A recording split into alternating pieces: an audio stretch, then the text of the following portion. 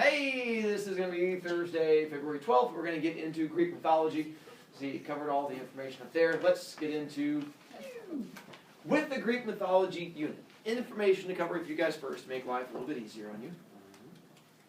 One, yes, Greek mythology. That's usually the first clue. What? Greek mythology? Yes, Greek mythology. The second one that pops up is, Mr. Brovicast, Greek mythology, that's for social studies. Well, yes, there is every chance you've done Greek mythology and social studies, and that's absolutely fine.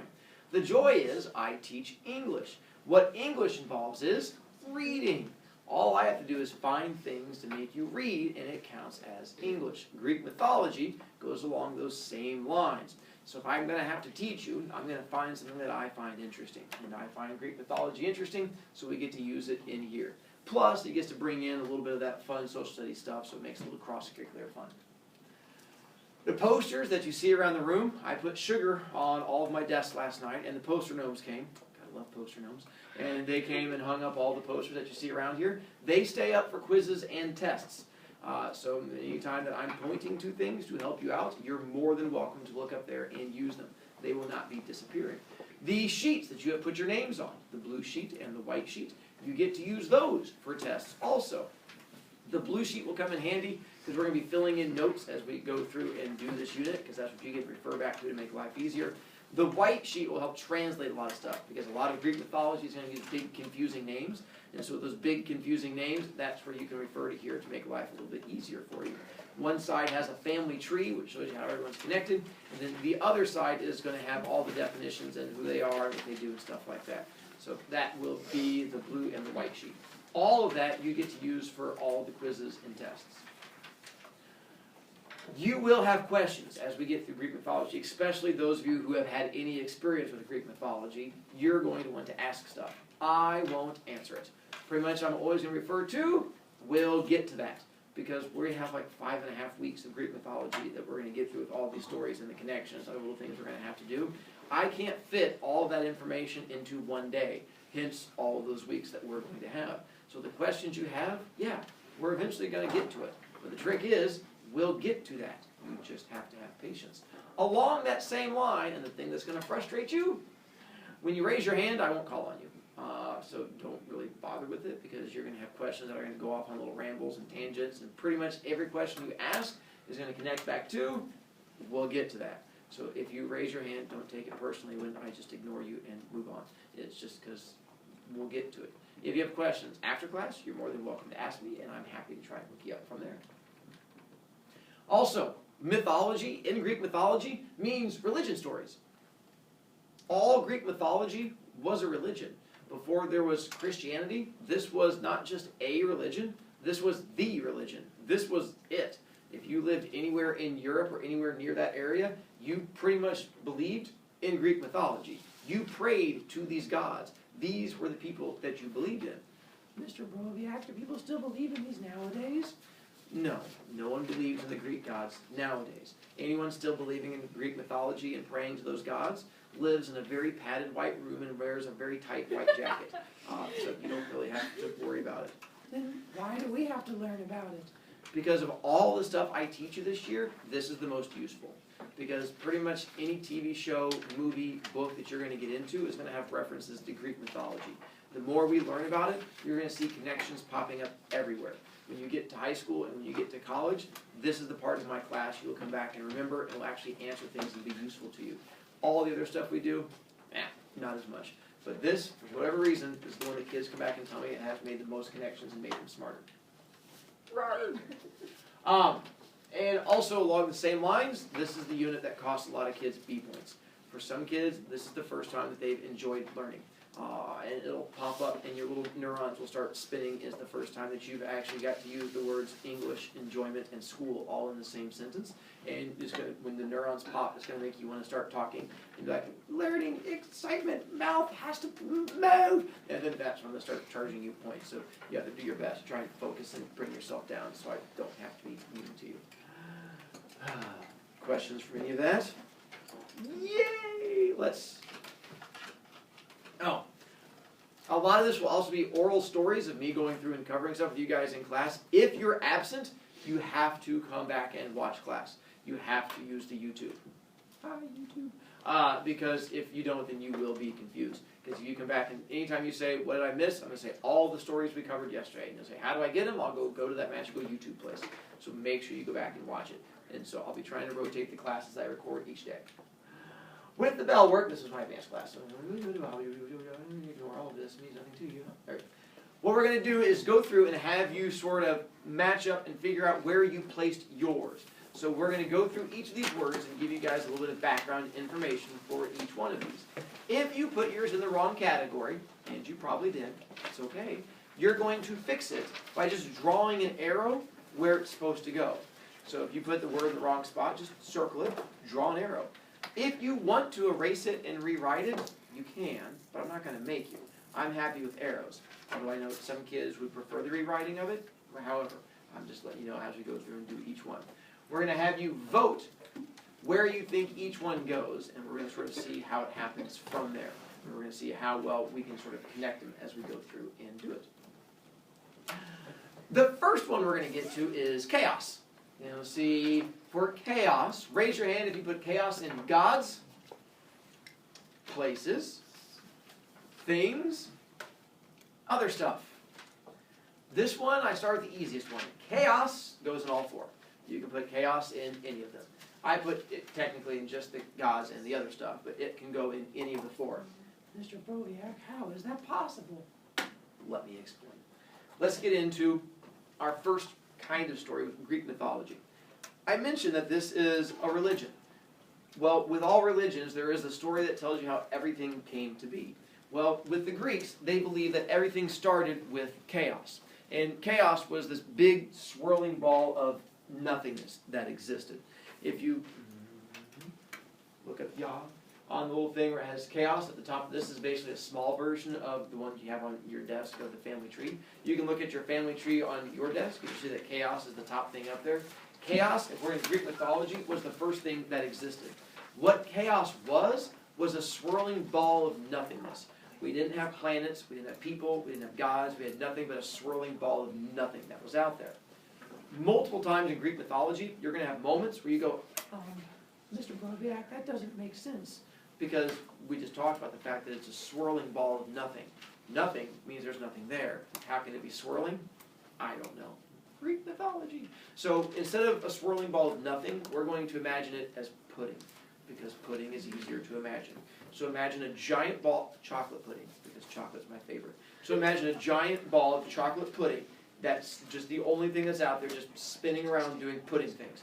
Pudding, pudding, pudding, pudding, pudding, pudding. And eventually the pudding gets bored, because you can only be pudding for so long. And eventually the pudding splits like, I think, are they amoebas in science class? They split and form two things. The amoeba, the protosis and the nuclei. It splits to form the very first two gods that exist. And it splits to form Mother Earth and Father Sky. On your little chart, you see it comes down. It goes to Uranus and Gaia. That's Father Earth, or Father Sky and Mother Earth. Same one's up here. Gaia is Earth and Uranus is Sky. When they call her Mother Earth, it's because she was the Earth. Earth, that was her. Father Sky was the big blue thing out there with white and the birds in it. So that was the first two things chaos split to form. It just went bloopity, Earth, Sky. Now, with Gaia and Uranus, I understand I teach 7th grade. Their official names are Gaia and Uranus. Being 7th graders, it's okay if you pronounce them the way it looks like when you see it. And I've come to terms with the fact that you're not going to call them Gaia and Uranus, you're going to call them Gaia and Uranus, and giggle every time you do. It's okay. I'm okay with that one too. They're not around to get insulted by it, but their official names were Gaia and Uranus. That's the first two gods that are out there. That's how the Greek mythology came to be. Next up, Kronos. Raise your hand if you put Kronos in gods, places, things, other stuff. Kronos was a god. Back here behind Clone, founding member of the Clone Club. We have this guy, and only one so far, although Weiger might be applying. We have, this is Kronos back over here, the guy who looks like he's getting ready to golf with these little people. Kronos, on your little chart, you'll see that Kronos was one of the children of Uranus and Gaia. Kronos was one of the gods. One of the things you'll notice with Kronos, Mr. Brovicast, his name is spelled wrong. The joy of Greek mythology is that we have oral tradition. Do you guys remember what oral tradition is? No. Ooh. Oh, go on. It's a story or your tradition spread down through generations by your words.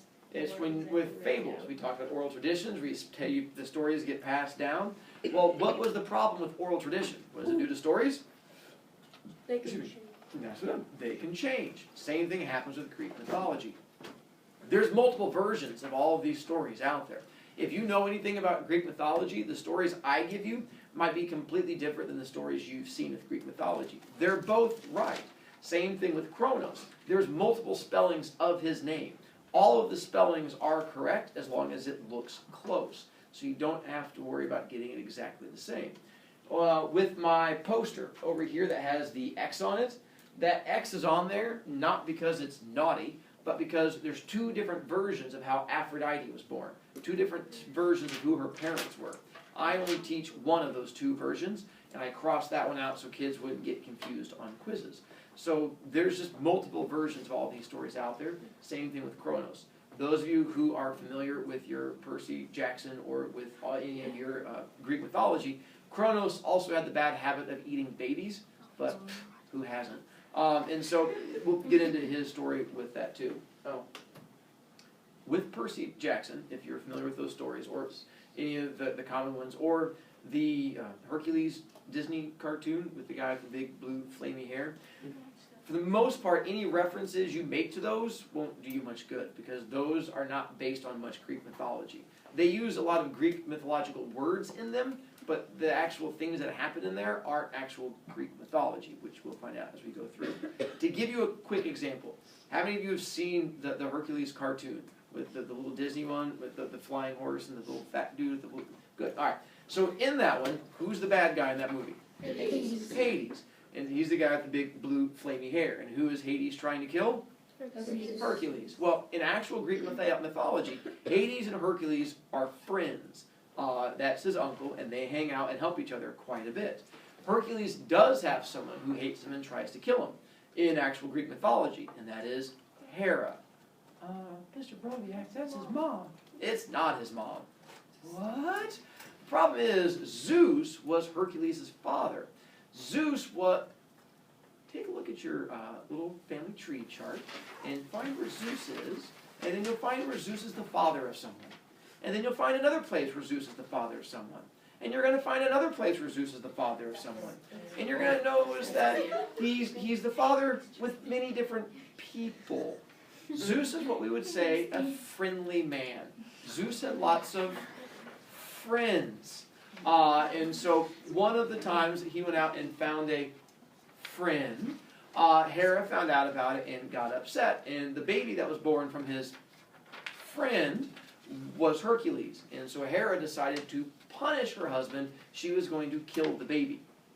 Apparently Disney said, that's not appropriate for children. So that's why they changed the story, and instead of making Hera the bad guy, they made Hades the bad guy.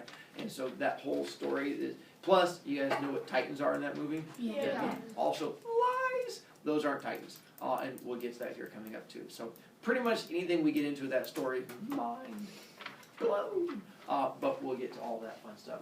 This is the part where I don't call on you till the end. And next up, with Hades, we'll jump to that one. Put it in gods. That was an easy one. Places. Things. Other stuff. Hades, you had a 50% chance of getting right, because it goes in two spots. It is both a god and a place. Hades, once again, clone is in a good spot. Above her, up here, we have Hades, who is this dark fellow in the background wearing the, looks like a fancy little dress. Hades was not evil in Greek mythology. Hades was simply the first goth. He was dark clothing, painted the fingernails black, played bass guitar, wrote poetry, hung out in the background, listened to all the rock and good music.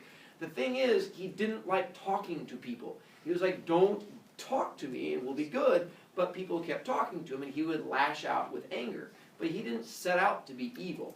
He's not a bad person. He's just antisocial and doesn't want to talk to people. His name was Hades H. Hades because his parents were not very creative.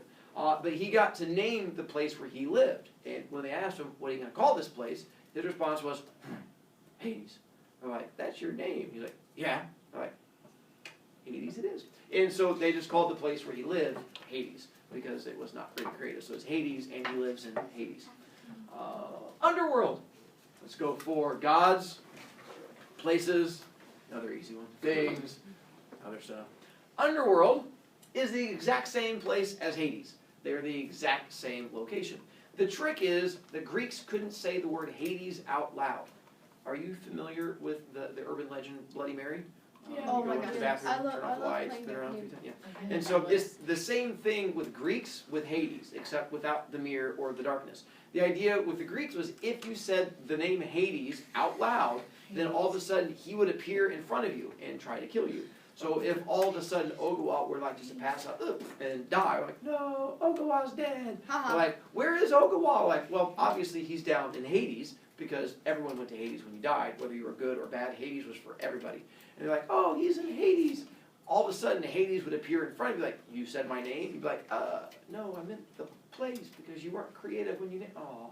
And then Hades would kill you and take you back down. So because of that, they never said Hades' name out loud. They always referred to him by a nickname. Either the dark one, or the shrouded one, or the golden one, or the rich one. Hades was thought to be the richest of all the gods. Why? Because where do you find all the gold and jewels? In the body. In the ground. And where does Hades live? In the ground. So he was the god of all the jewels and gold and stuff like that. The same reason you couldn't refer to the place as the underworld. So when you refer to the place of the dead, you'd say, where'd he go? To the underworld. Where's it located?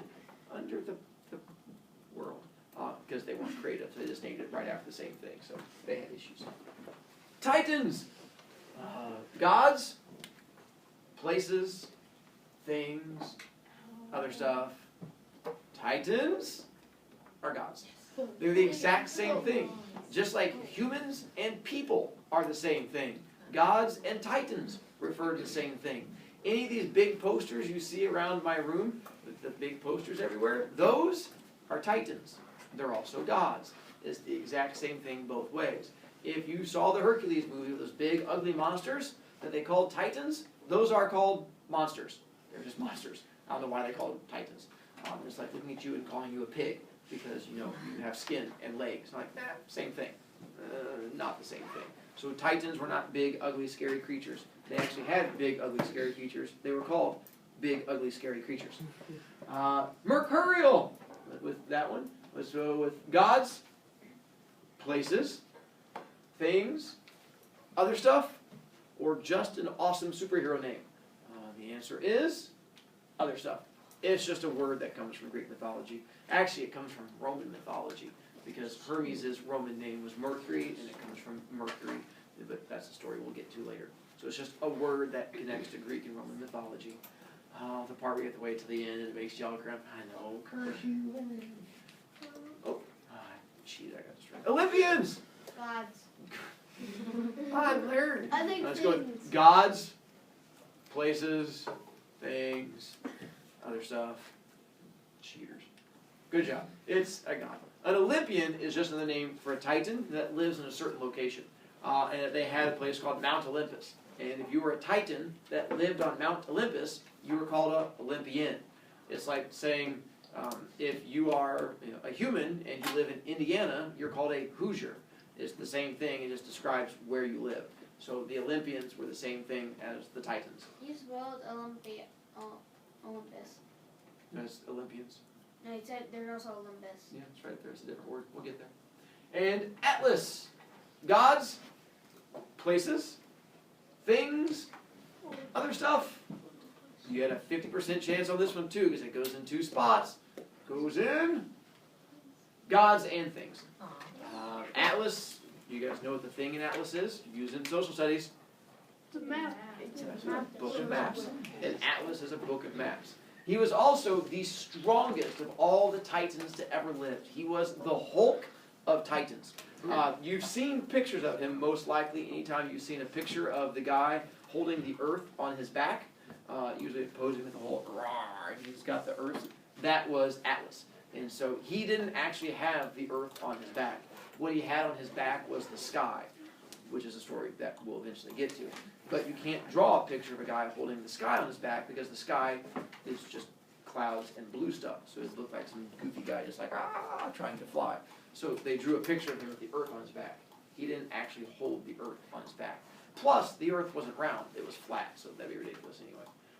Everybody knew that the earth was not round. Sticks! Gods, places, things, other stuff, awesome 70s rock band. All correct. Sticks would be? Mr. Roboto. Yes, you are correct, Mr. Roboto. Gods and places. If you, once again, we're back to Club Clone. Up here where we have Hades, this little river that is going past him right there, that was the river Styx. It was the river that separated the above ground world from the underworld. Those of you who have seen the Percy Jackson, when they did the weird flying boat thing, that was going across the river Styx. I'm not sure why it was a weird flying boat thing. It was just a river that you had to cross to get from one side to the other. But it was thought to be the river of death. Touching it would kill anybody who touched it. So that was the river Styx. So it's a place because it's a river. It's a god because she started off as a titan. The river became a river when Zeus transformed her from a god into a river. And so her personality was horrible and mean and nasty. So when she became a river that was horrible and mean and nasty. And that's where we'll stop for today. Remind me tomorrow where we stop, so we can continue with our stories from there. I do have a question.